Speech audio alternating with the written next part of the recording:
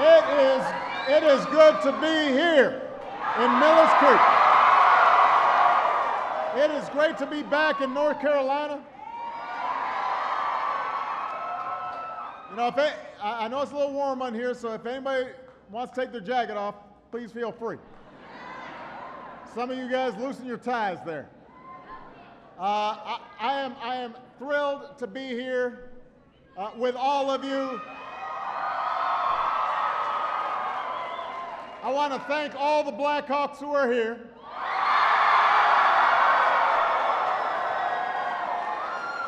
I want to thank the Blackhawk Band.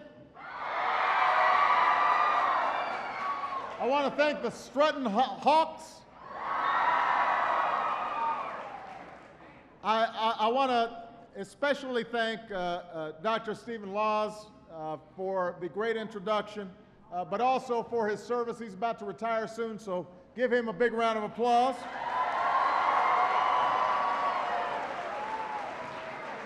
The Blackhawks principal, Dr. Wayne Shepherd, is here.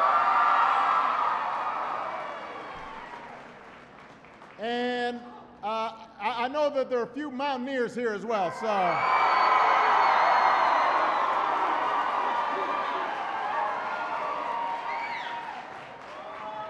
I also want to thank your Lieutenant Governor, Walter Dalton, and the Mayor of North Wilkesboro, Robert Johnson. Now, I'm down here today because I decided it was time to get out of Washington. I wanted to hit the open road and come visit some of the most beautiful parts of this great country of ours. We just had an unbelievable drive. We came across from Asheville, stopped in Marion for some barbecue. Went to the general store in Boone to buy some candy. Halloween's coming up, so I had to stock up a little bit. Saw the mountains, saw some lakes, saw all the wonderful people in this part of the country.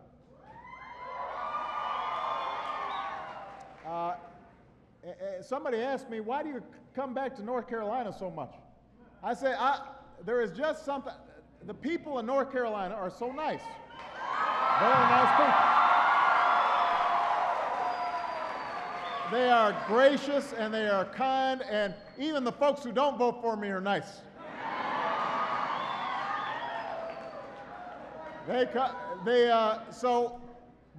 So I love North Carolina, but I also thought it would be good to hear from all of you, because it seems as if your voices aren't being heard in Washington right now. You know, this is a tough time for a lot of Americans. Here in North Carolina, a lot of folks have spent months looking for work. Others are doing their best just to scrape by.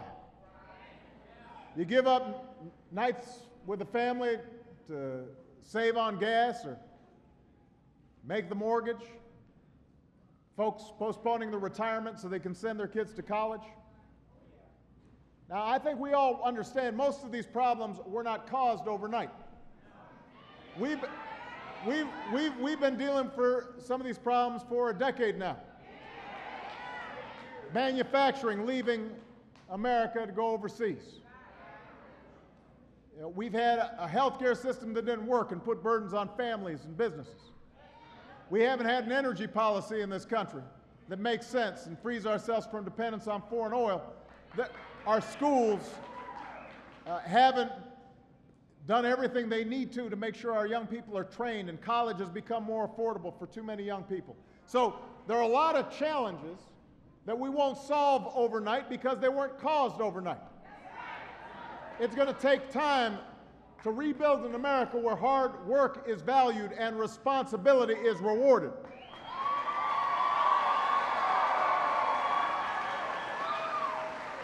It's going to take time to rebuild an America where we restore a sense of security for middle-class families and opportunity for folks who are trying to get into the middle class. An America with an economy that's built to last and built to compete, where we are out educating and out innovating and out building every other nation on earth. That's what we've got to build.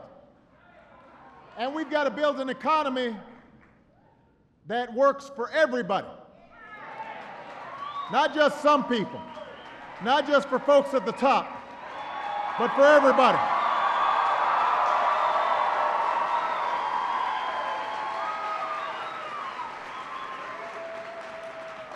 Rebuilding this America will take time, but there are things we can do right now to put people back to work.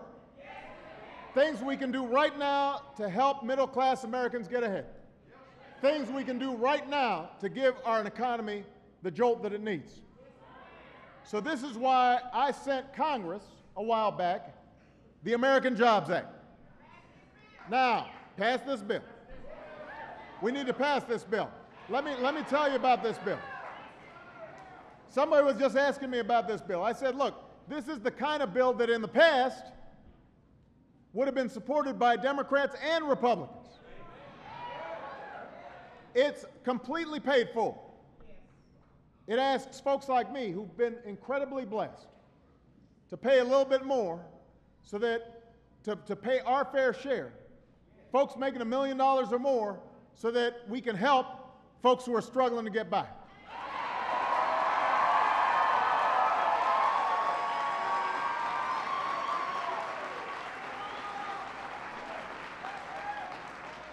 Independent economists have said this jobs bill would create nearly 2 million jobs, grow the economy by nearly 2 extra percentage points. And that is not my opinion. That is not the opinion of somebody who works for me. That's the opinion of people whose job it is to analyze these things. Economists have said this would put people back to work. But there are some folks in Washington who just aren't listening. Last week, all the Republicans in the Senate got together and blocked the jobs bill. They refused to even debate it. Now, keep in mind, one poll showed that about 63% of Americans support the ideas in this jobs bill. So why is it that 100% of Republicans in the Senate voted against it? It doesn't make any sense. It doesn't make any sense. Somebody asked me, we had a wonderful reporter come here, Dave Wagner from Charlotte, and he asked me, well, people tell me this is kind of a Republican area, so why would you come here instead of going to where there are a whole lot of Democrats? I said, look, this is an American Jobs Act. It's not the Democratic Jobs Act. It's not the Republican Jobs Act. It's the American Jobs Act. We need to pass it.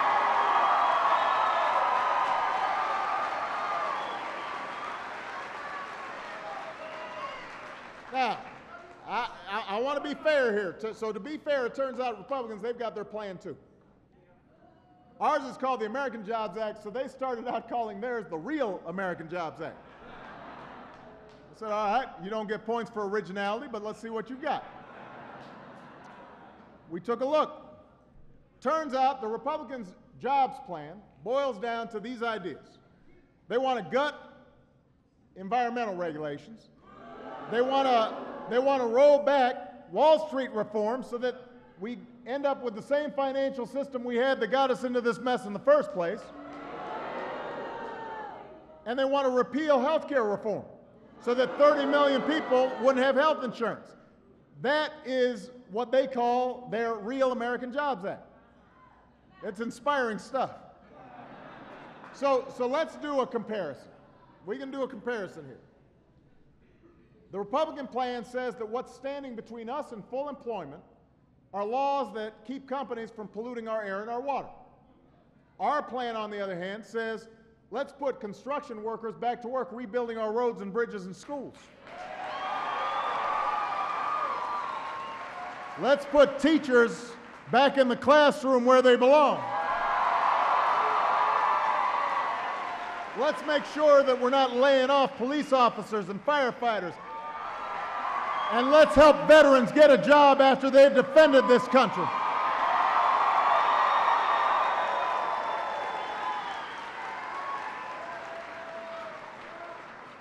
Their plan says we'll be better off if 30 million Americans don't have health insurance.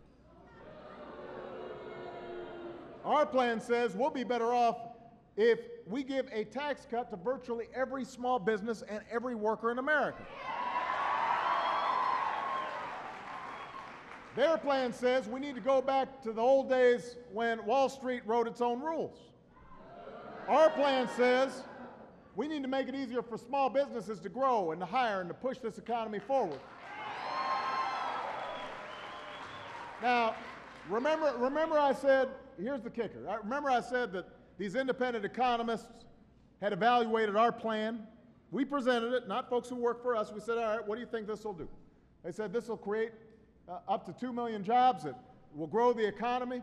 One of those same economists took a look at the Republican plan. And you know what they said? They said, well, this isn't going to do much to help the economy in the short term. It could actually lead us to losing jobs, not gaining them. So much for their jobs plan. So I'll let you decide which is the real American jobs plan. Because the fact is, we face a choice in this country right now. I want to work with Republicans in any way possible to create jobs right now. And the fact is, let me say this. I have bent over backwards. I have shown myself to be willing again and again to try to cooperate with Republicans.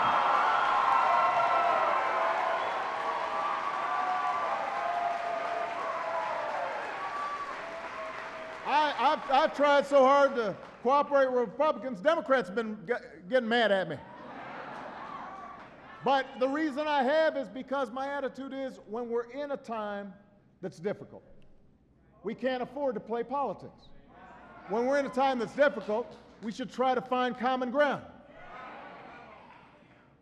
Just last week, Congress passed a bipartisan trade agreement with Korea that will allow us to sell more goods into that country. Now, we've got a bunch of Hyundais and Kias here. I think that's fine, but I want to see some Koreans driving Fords and Chryslers and Chevys. Open up those markets.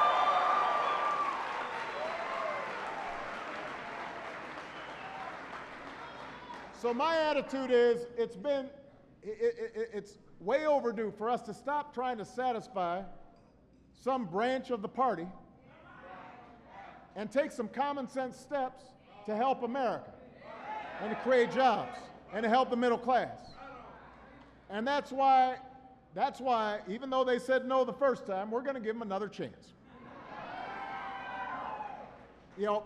I think maybe the first time, because we had it all in one bill, maybe they didn't study it all properly. Maybe they didn't know what they were voting against. So we're going to chop it up into some bite-sized pieces and give them another chance to look out for your jobs instead of looking out for their own jobs.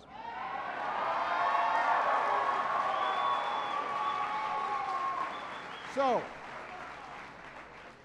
first thing we're going to do is this week, Congress is scheduled to take a vote on whether we're going to put hundreds of thousands of police officers and firefighters and teachers back on the job. Are we going to help state and local governments who are under a severe budget crunch make sure that they are not laying off teachers at a time when we know we've got to excel in education? All over the country and right here in North Carolina, folks are losing their jobs. Nearly 2,000 classroom positions have been eliminated this school year. And here at West Wilkes High, I know some teachers weren't rehired. You've had to increase class sizes, and there's almost no money for things like textbooks. This makes no sense. I can tell you the last thing a superintendent wants to do is to lose good teachers. Your governor's been fighting against education cuts as well. It's unfair to our kids. It undermines our future.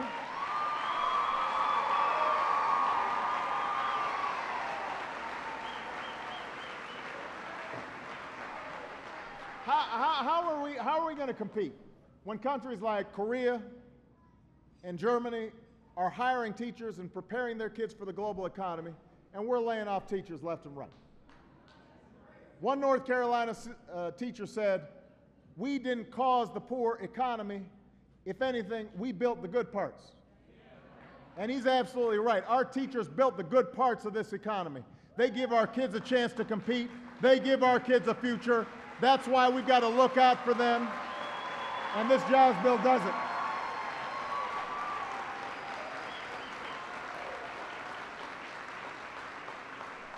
My jobs plan would mean more than 13,000 education jobs here in North Carolina. So when the Senate votes this week, you all have to tell them it's time to put our teachers back to work. We're going to give members of Congress a chance to vote on the other components of the bill. So we're going to ask them to vote on whether construction workers should sit idly by while China's building the newest roads and bridges and airports, or whether we should put our construction workers back to work rebuilding America so that we can compete in the 21st century. That's a choice that Congress is going to have to make. Congress is going to have to make a decision whether they decide to help unemployed Americans who are struggling, or whether we should make sure that we give them the experience and support that they need to get back in the workforce and build a better life. We'll ask Congress whether we should stand pat and let people like me take advantage of corporate loopholes and pay less in taxes, or should we ask folks like me to pay my fair share so that we can give tax cuts to middle-class families and small businesses.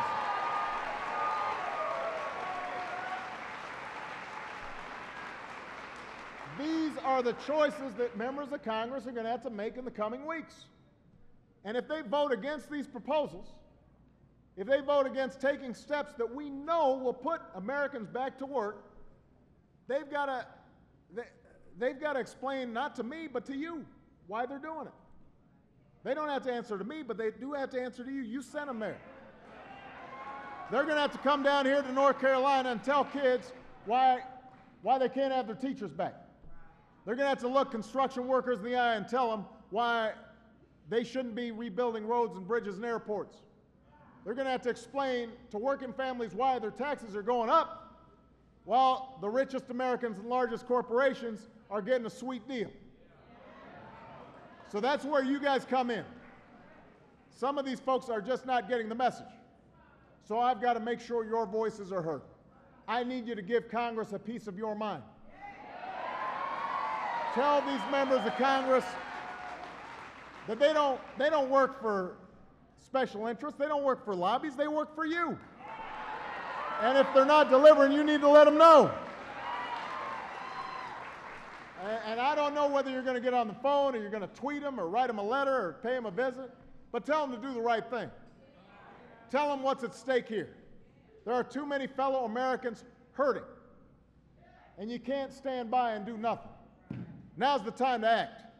And by the way, there's going to be an election, and we're going to have a convention right here in North Carolina.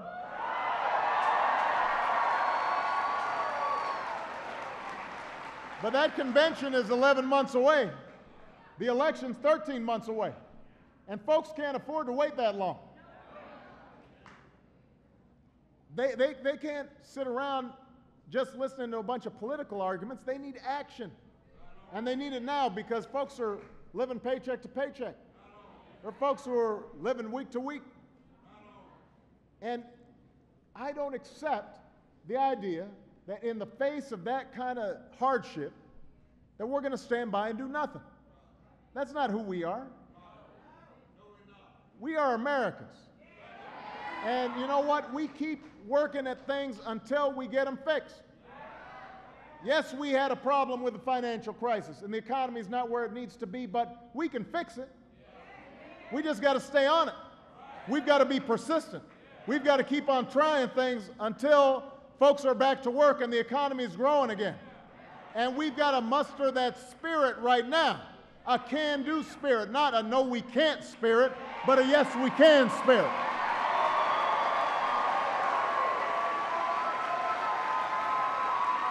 We don't need a why we can't attitude. We need why we can attitude. You know, I know that sometimes everybody watches television and you see what's going on in Washington and you get discouraged. But I just want you to remember that we've been through tougher times before. This is a country that's been through a Revolutionary War, a Civil War. We got through slavery. We got through a depression. We got through World War I. We got through World War II. We have been through tougher times before. We are going to get through this, and we're going to get it through together because Americans don't quit. So let's meet this moment. Let's get to work, and let's show the world once again why the United States of America is the greatest nation on earth. God bless you. God bless North Carolina. God bless the United States of America.